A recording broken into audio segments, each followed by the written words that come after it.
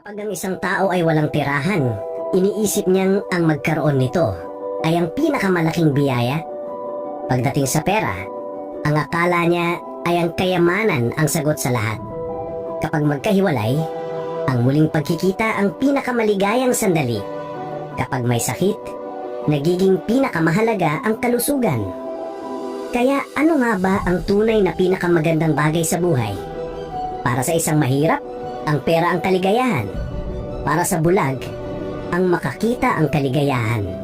Para sa pulubi, ang makakain ay kaligayahan. Para sa may sakit, ang simpleng pabuhay ay sapat ng kaligayahan. Ang totoo, ang kaligayahan ay isang estado lamang ng isipan.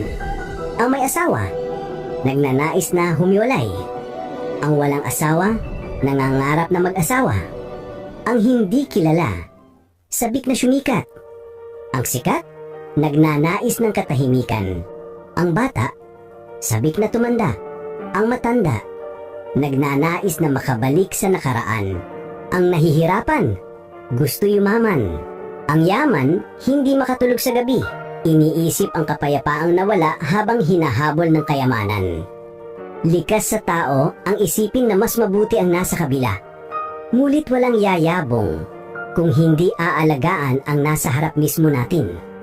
Ang totoo, walang sino man sa atin ang may lahat. Ngunit bawat isa sa atin ay may sapat kung matututo lang tayong sandaling huminto at pahalagahan ito.